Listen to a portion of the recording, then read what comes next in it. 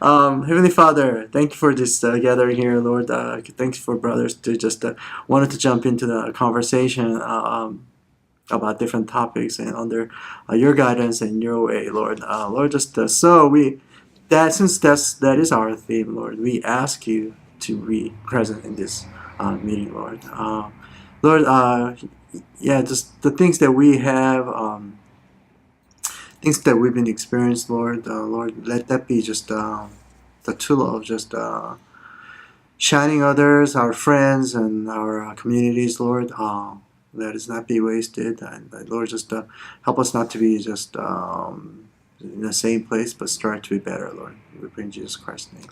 Amen. All right. So I noticed that like most like talk. So I did some research on the podcast, and the talk is usually, I think, well, Sean Bowles' talk was like only 20 minutes.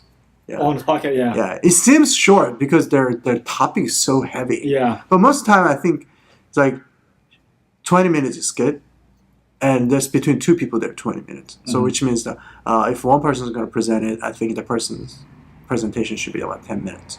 And then after that, we should be like, talking about it. So that's why I'm going to strive to, what is that? Like, stick to the format. Yeah. So so with that said, I'm just gonna like, but I feel like our also format that I feel like we should like have. I don't know if you guys know about. You listen to a lot of podcasts, but like conversational style. And especially when it comes to just men, I think we can actually kind of joke around and jab each other if you need to. I don't force it. Also, this is a podcast. I'll try it. I mean, I'm going to actually give it a test. Okay. And if it works, then I'll do it. But I feel like it might not. But I'm just going to give a shot, you know? And then, so yeah, I mean, don't feel like you're on the stage, but because it's not. Everything's beta here at this point. Yeah. Okay?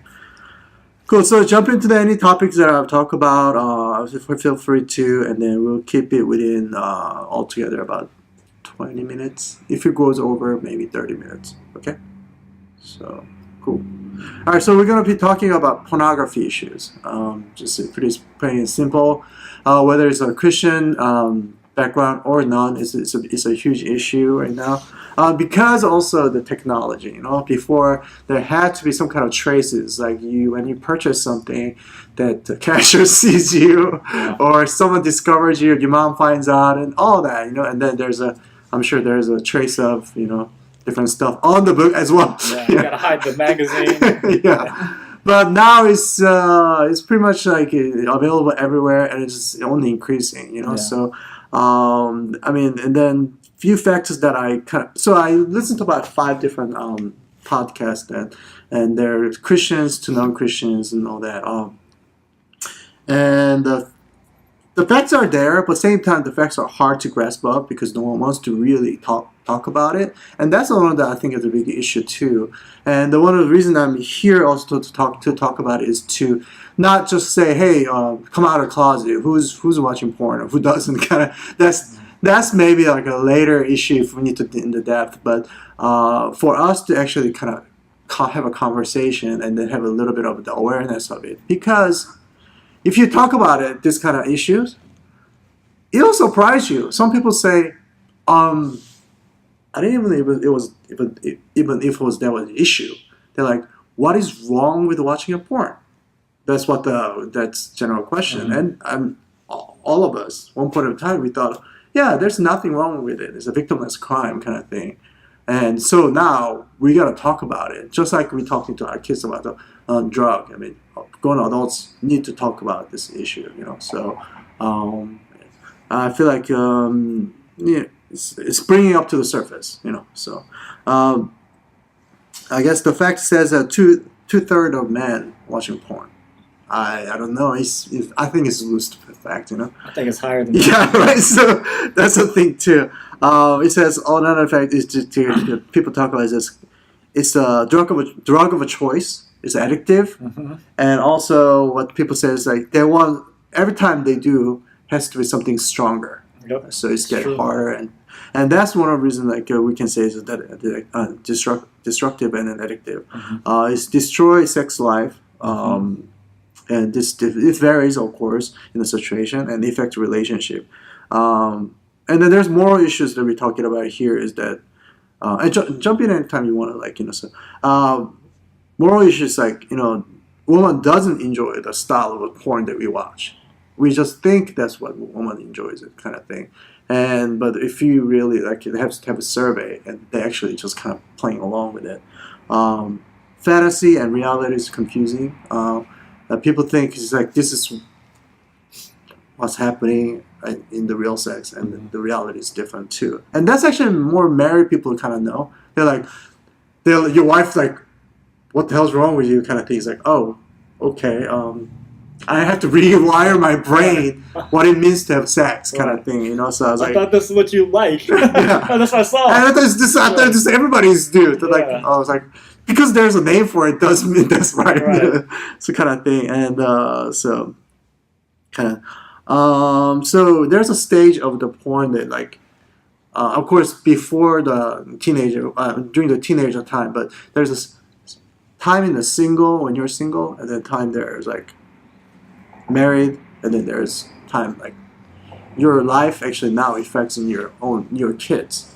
And so most of the time your kids first time getting exposed, well, I don't know, it varies, not to me, but I heard like a lot of other, like, I guess Caucasian, people talk about is, or like general Americans talk about is that their first exposure of porn is from their uncles or their father's special stash, So it's definitely affecting to the generation. So it's a complete cycle. So if there's no bad time to like put a stop on this thing. So those are the things. Yeah. Any moral issues that you guys kind of have a thought on the porn? Like, what is, Okay, so unless we can go back to any thoughts comes up in your head, just go back. We can go back to the hit the issues. Okay, so just wanted to hear to provoke the idea as well. So it was like, it's like personally, what happened was like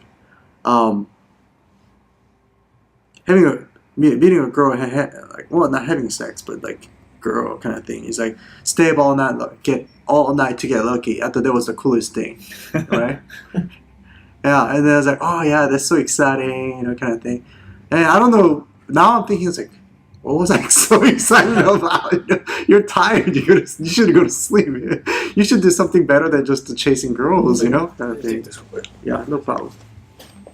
So I'm just gonna pause a little bit. Okay, I think I'm actually going pretty quick here. Another big argument that I use with people is this: when someone says, "Hey, what's wrong with the porn?" It's like it's a victimless crime, and then I said, "Well, yeah, it seems like that too." And I mean, I'm not judging that, right? Because I was, not too long ago either. It's like I was saying, person was like, this. How do you really convince yourself? Because it's so common, And then I realized, like, in our old times, slavery used to be like norm, And people are like, without slavery, how could every economy is going to go, kind of thing? And people just completely desensitized, Yeah. But if you look into deep humanities, this is wrong, And that's why they fought, like this, let the slavery is like disappear, and now we have sex slavery.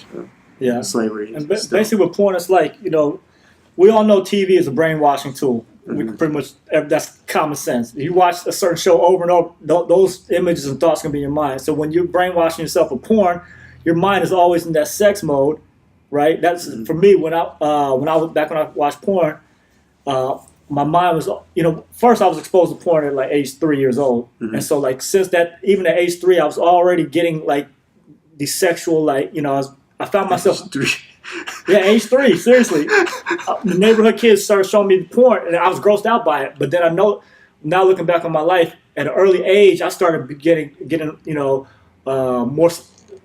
I was experiencing more sexual things than more people my age, right, at that time. So I realized when I first got exposed to it, these images we think we just see something and we forget it, but we're spirit or soul, right? So these things are still logged in there somewhere deep down, whether we know it or not, subconsciously. And so the more you keep watching it, it's changing your whole mode of thinking and the way you view things. Yeah. Now that's why it's so destructive. People are, it's not hurting nobody. Well, you're hurting yourself. Yeah. You're changing what should be normal to thinking this is normal. Mm-hmm. Mm-hmm.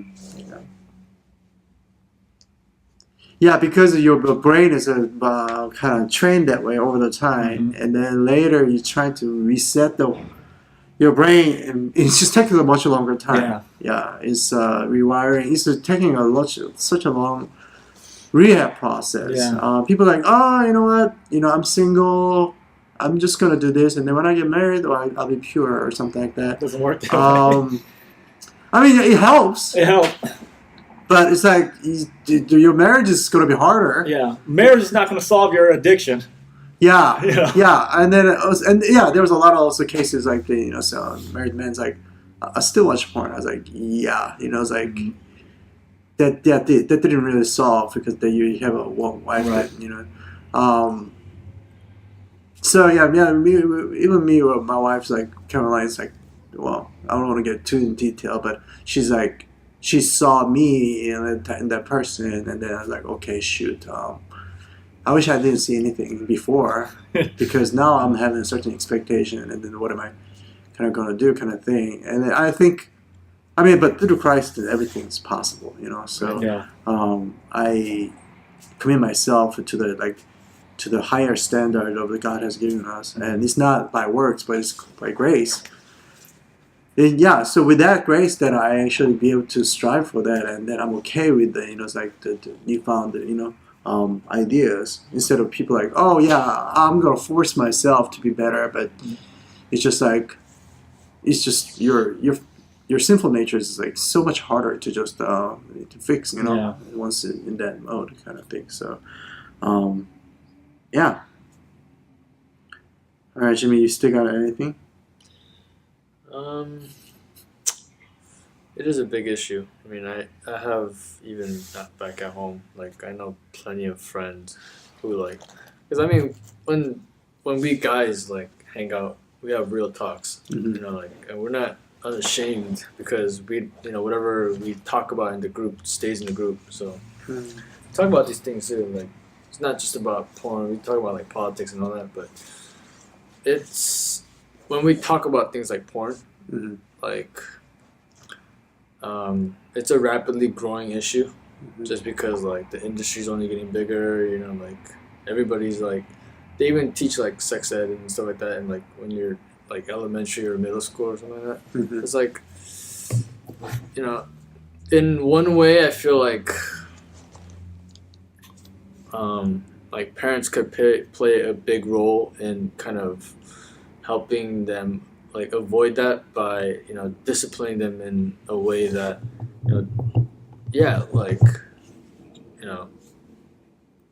these thoughts that you get, it's not, of course it's a bad thing, but to continue and to watch or read about porn and stuff like that, like it gets addicting. And I think it's critical for a parent to kind of be attentive to your child, like for them to stop paying attention to those things.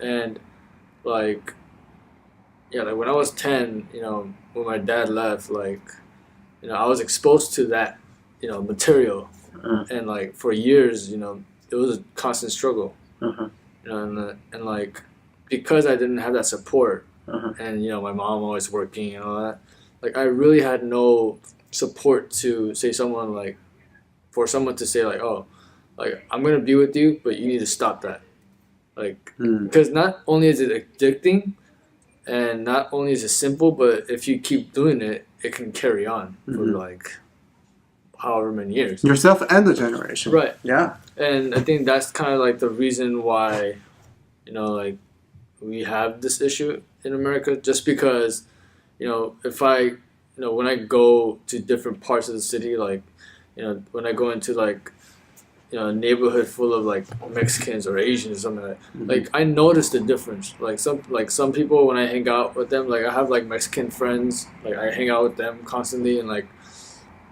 I just hear their like family like in the background like talking like, oh, it's a good thing. Da, da, da. I was like, in my head, I'm like, no, it's not. You're exposing 13, 14-year-olds to condoning them that sex is okay at any age. No, it's not. But then, like when I go to like, my Asian friend's house, it's like a totally different thing. They have like a set standard that's like, oh, no sex before marriage, and like, if you're gonna watch porn, I'm gonna find out, and then you're gonna be punished for it. So it's like, there's different cultural ways, that this came into play, but yeah, it is a growing issue. Yeah, so I feel like people are striving to find a solution for it. I think, yeah, our parents were strict, and then some of the ethnic background has a little more liberal, thing. But I feel like our parents, one of the things that they could done something better is that the idea of sex, the idea of sex is something that our parents do. So, they shouldn't be like, really being like all dirty in front of or anything like that. Right. But it is, what I heard is that certain American life says, like, you gotta let kids know that your wife is the one who you're having sex with, not anyone else. So you gotta keep the romance alive, and then they kind of have to know, they kind of should know this is what they're happening, But our parents has always been like, oh, it's like, we're just like shocked. It's like, our parents have sex?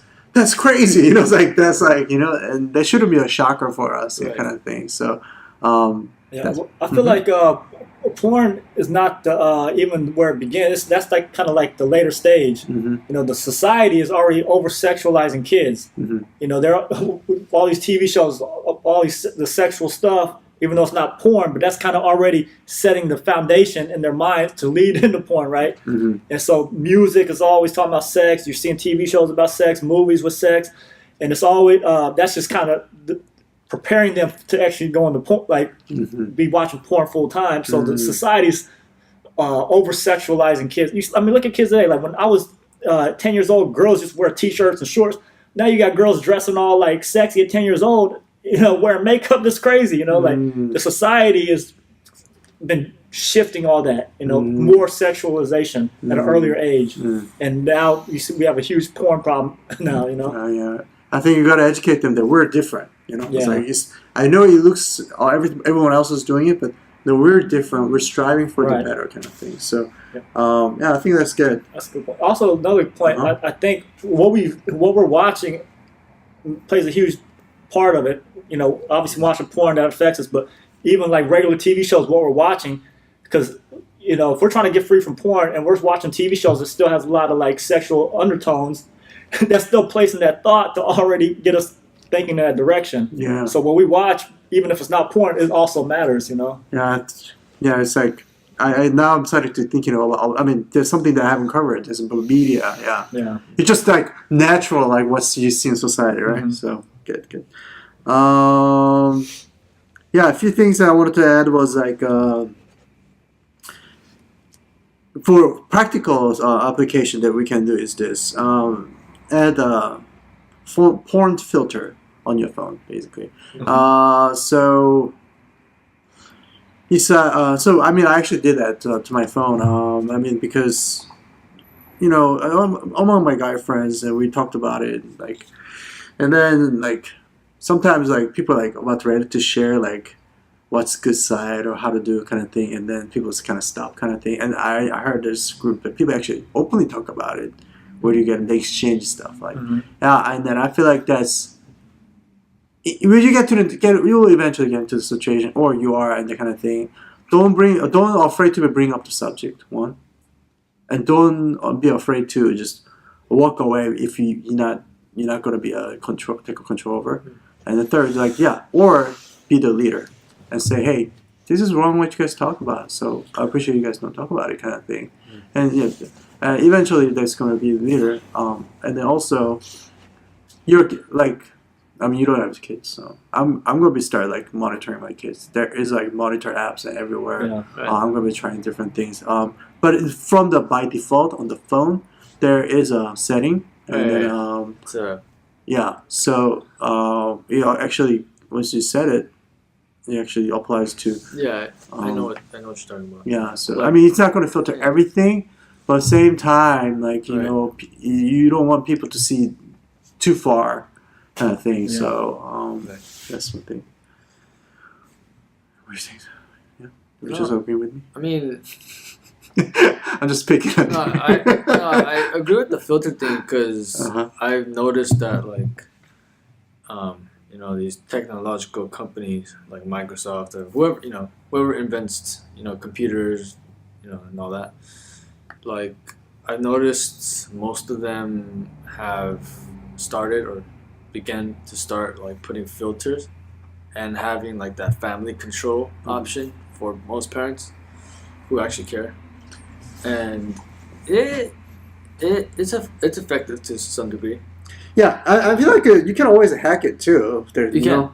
And then you can always find out the passwords, but the intentionality is like, and even more for me myself. Actually, I do it, and then I add the passcode that is kind of hard to remember, and then I just kind of do it, and then next, like if I get tempted, I knew that it's gonna be locked, so I was like, okay, I think it's so not having a like cigarette pack on your house near your house. Just like same deal. Out of sight, out of mind. Yeah, don't create the environment or discourage the environment even before you're taking it kind of thing. So I think us to just taking that action is also probably, I think also like as Christians, like, I mean, I'm not a parent, but this is my own theory.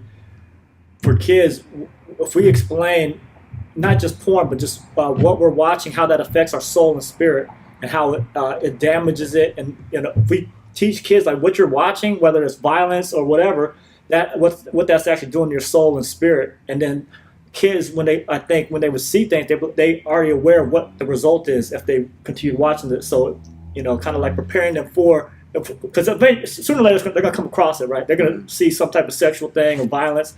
They need to understand. Oh, if I keep looking at this and watching, it's affecting my soul and spirit. Mm-hmm. So we got to like kind of explain to them what's taking place when you keep watching these images.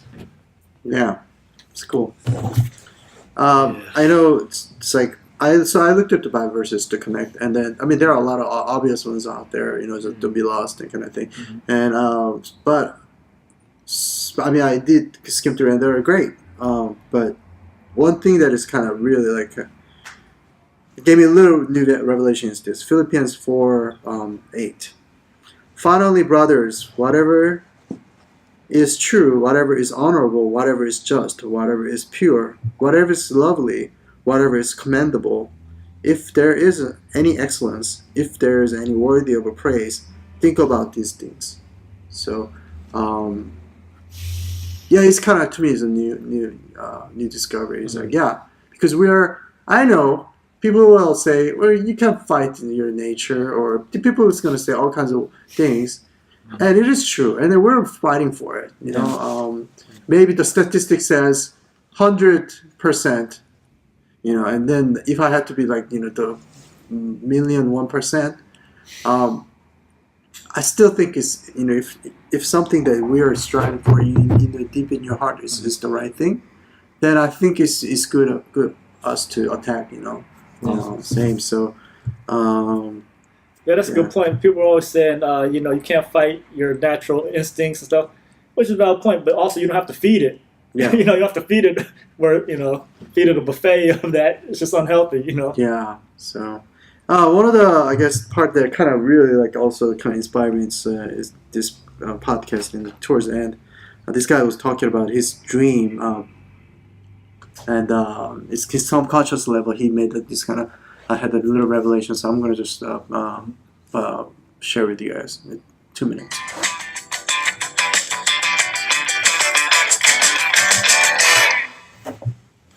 guys. So for those of you who are eager and wanting to hear about this pornography dream that I had, actually, so this question of pornography and stuff that we just went through with the episode was on my mind apparently, and kind of working on my subconscious, and I actually had this dream last night about it, and I was reminded of that when I was recording the episode with Brandon, but then I forgot to tell you guys, so here goes.